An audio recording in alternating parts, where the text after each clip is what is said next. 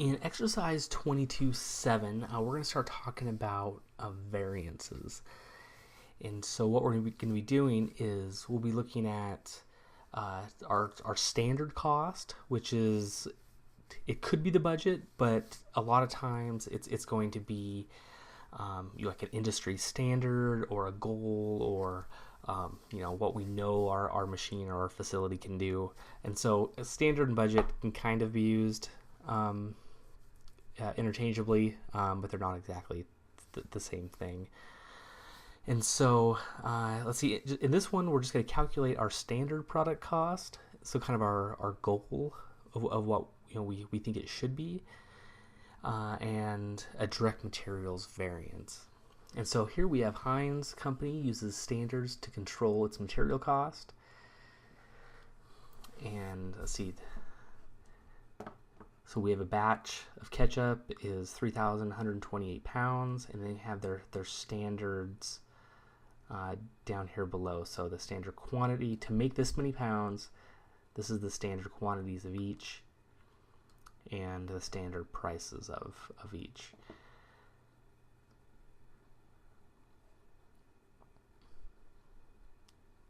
So then we have actual quantities down below. And so, okay, so let's go ahead and figure out our standard product cost. And so the three ingredients we have are tomatoes, vinegar, corn syrup, and salt. And so we want to plug in the standard quantities, which are right here. So 4,000 pounds for tomatoes, 260 gallons of vinegar, 25 gallons of corn syrup, and 100 pounds of salt. Then the standard price for tomatoes is 60 cents, vinegar is $2.25, corn syrup is $28, and salt is $2.25. So then we have our total cost per batch, and we want to get it down to pounds. We want to divide that by the total pounds, which was 31.28. So we have a standard cost. Our goal, our gold standard is $1.25 per pound. So now it also gives us some actual information of what we produced, and it wants us to do a variance on, see what our difference was between our actual and standard. So the actual quantities are right here. So we have 42.50 of tomatoes, 275 of vinegar, 22 of corn syrup, and 90 of salt. Then we have our standard, which we already entered in right here. We can just use our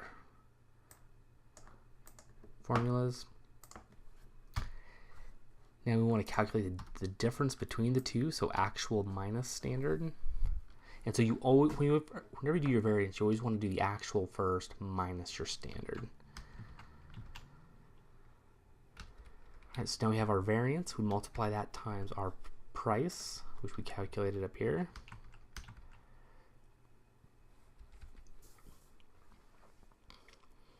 Alright, so for tomatoes, so it looks like we actually spent $150 more, so that's going to be an unfavorable variance. For vinegar, we spent $34 more, so that's unfavorable.